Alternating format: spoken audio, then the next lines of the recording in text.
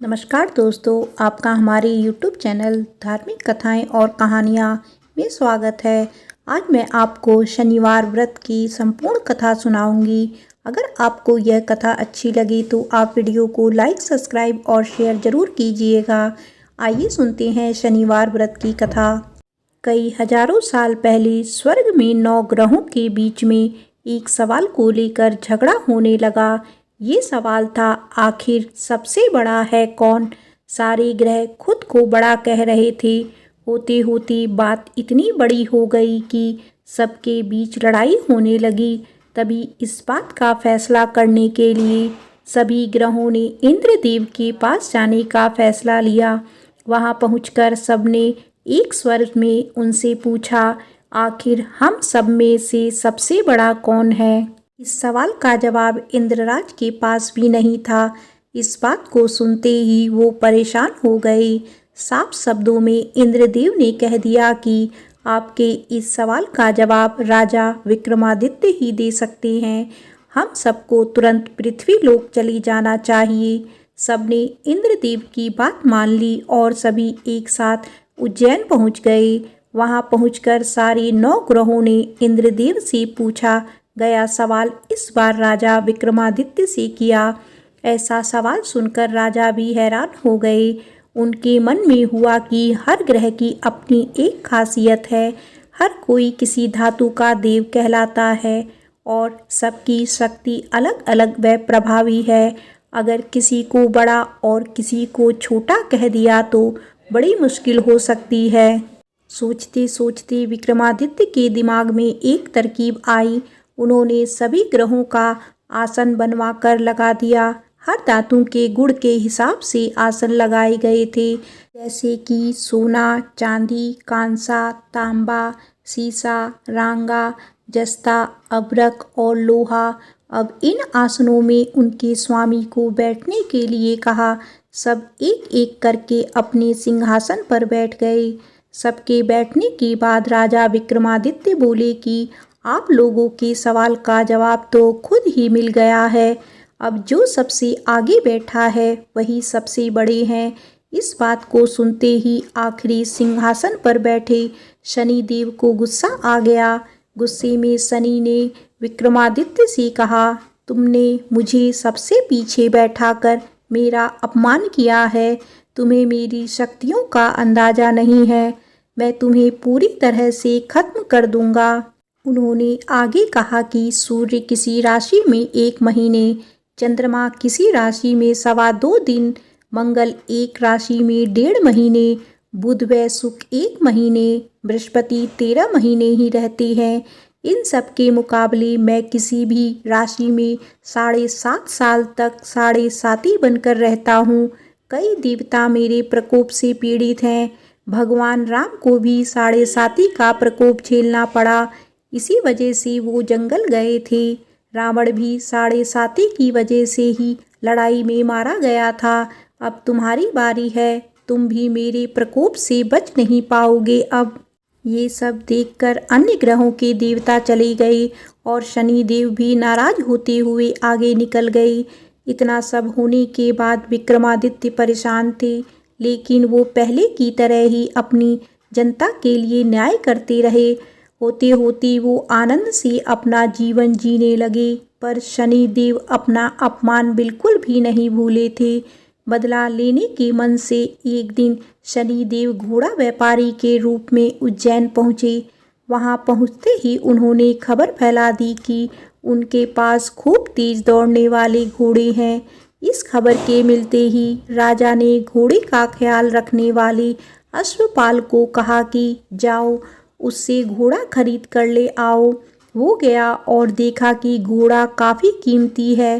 फिर विक्रमादित्य खुद गए और एक ताकतवर घोड़ा पसंद कर लिया। उसके बाद घोड़े की गति को देखने के लिए विक्रमादित्य उस घोड़े पर सवार होने लगे। तभी घोड़ा हवा में तेजी से दौड़ा और राजा को जंगल ले जाकर छोड़ दिया। जंगल से राजा अपने नगर वापस आने का रास्ता ढूंढने लगे। उन्होंने कई घंटों तक रास्ता ढूंढा, लेकिन उन्हें रास्ता नहीं मिला और वो भूख प्यास से तड़पने लगे। कुछ ही देर में उन्हें एक चरवाहा दिखा। उससे राजा ने पानी मांगकर पी लिया और पानी के बदले में उसे अपनी सोने की अंगूठी दे दी। उसके बाद राजा रास्ता पूछते हुए एक नगर में पहुँचे। वहाँ सामने ही राजा को एक सेठ की दुकान दिखाई दी। वो कुछ देर के लिए वहाँ बैठकर उस सेठ से बातें करने लगे। उसी वक्त सेठ की दुकान की चीज़ें बहुत तेज़ी से बिकने लगी। सेठ को लगा कि राजा उसके लिए भाग्यशाली है, इसीलिए वो उन्हें अपने घर खाना खिलाने के लिए ले गए। घर पहुंचकर सेठ कुछ देर के लिए राजा को एक कमरे में छोड़कर बाहर गए। वहां राजा ने एक खूंटी पर हीरे का हार लटका हुआ देखा। तभी एक घंटी बजी और देखते ही देखते खूंटी ने उस हार को निगल लिया। ये सब देखने के बाद राजा बड़ा हैरान हुए। कुछ देर बाद सेठ वहां आया तो उसे वो हार नहीं दिखा। तभी उसे विक्रमादित्य पर हार चोरी करने का शक हुआ। सेठ ने उसकी शिकायत उस नगर के राजा को कर दी। सैनिक विक्रमादित्य को जंजीर में जकड़कर उस राज्य के राजा के पास ले गए। राजा ने विक्रमादित्य से पूछा, वो हार कहाँ है? उन्होंने जवाब दिया, उसे वहाँ की खूंटी निकल गई जिसमें वो हार टंगा हुआ था। इस बात को सुनते ही राजा गुस्से से लाल हो गए। राजा जवाब से संतुष्ट नहीं थे, इसीलिए विक्रमादित्य को हीरे के हार का घोषित करते हुए हाथ पांव काटने की सजा सुना दी। सैनिकों ने राजा का आदेश मानते हुए विक्रमादित्य के हाथ पांव काटकर उसे सड़क पर यूं ही छोड़ दिया। सड़क पर इस तरह से पड़े हुए विक्रमादित्य को कई दिन हो गए थे। एक दिन तेली को उन पर दया आ गई और उन्होंने अपने घर लेकर चला गया। उन्हें बैल हाँकने वाले कोलू की जगह काम दिया। अब विक्रमादित्य रोज बैलों को आवाज़ देकर उन्हें हाँकते थे। रोज बैलों को हाँकने का काम करने पर विक्रमादित्य को बदले में खाना मिलता था। इसी तरह होते होते 7.5 साल बीत गए। 7.5 साल बाद जब राजा 7.5 खत्म हुई तो वर्षा ऋतु शुरू हो गई। विक्रमादित्य एक रात बादल और बारिश के राग वाला गाना जोर जोर से गा रहे थे। तभी उस नगर की राजकुमारी पास से ही गुजर रही थी। उसने वो गाना सुना और दासी को कहा कि पता लगाओ वो कौन है। दासी ने ठीक वैसा ही किया। वो कुछ देर बाद लौटकर आई और कहा कि वो एक राजा हैं जिसे हीरे का हार चुराने की सजा के रूप में अपंग कर दिया गया है। राजकुमारी को उसका बादल बारिश के राग वाला गाना खूब पसंद आया था, इसीलिए उसने अपंग राजा से शादी करने का फैसला लिया। इस बारे में जब राजकुमारी ने अपने माँ बाप को बताया तो उन्होंने इस रिश्ते से इनकार कर दिया। विक्रमादित्य के संगीत पर मोहित उस राजकुमारी ने जिद पकड़ ली कि वो शादी करेगी तो विक्रमादित्य से ही करेगी, वरना वो अपने प्राण त्याग देगी। बेटी की जिद के आगे हारकर उन्होंने उसकी शादी विक्रमादित्य से करवा दी। शादी के बाद राजकुमारी भी विक्रमादित्य के साथ तेली के घर चली गई। विवाह की रात को ही विक्रमादित्य के सपने में शनिदेव आई और कहा कि अब तो तुम्हें मेरे प्रकोप का पता चल ही गया होगा। अपने दंड की सजा मैंने तुम्हें इस तरह से दी है। सपने में ही राजा दुखी होकर शनिदेव से माफ़ी मांगने लगा और प्रार्थना करते हुए बोले, आपने मुझे जितना दुख दर्द दिया है उतनी किसी और को मत देना। विक्रमादित्य की प्रार्थना सुनकर शनिदेव को अच्छा लगा।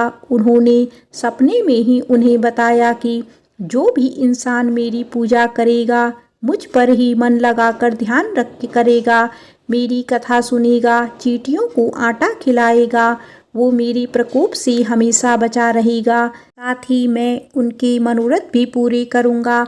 सपने में ये सब देखते ही विक्रमादित्य की नींद खुल गई और उनके हाथ पांव भी लौट आए थे। अपंगता से छुटकारा पाकर वो बहुत खुश हुए। उन्होंने मन से शनिदेव को धन्यवाद किया। इसके बाद विक्रमादित्य ने अपनी पत्नी को शनिदेव के प्रकोप की पूरी कहानी सुनाई। तभी सेठ को भी पता चला कि वो अपंग इंसान राजा विक्रमादित्य हैं। उसने दौड़कर राजा से माफ़ी मांगी। राजा ने भी उसे माफ़ कर दिया। क्योंकि उन्हें पता था कि यह सब कुछ शनिदेव की वजह से हो रहा है। सेठ ने दोबारा विक्रमादित्य को अपने साथ घर चलने के लिए कहा। वहां सब मिलकर खाना खा रहे थे। उसी समय एक और हार खूंटी ने निगल लिया। इस दृश्य को सबने देखा और हैरान हो गए।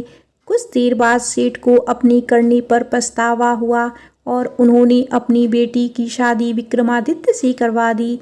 विवाह में सेठ ने उसे खूब सारे आभूषण दिए। राजा विक्रमादित्य अपनी दोनों पत्नियों के साथ राज्य वापस चल पहुँचे। वहाँ धूमधाम से उनका स्वागत हुआ।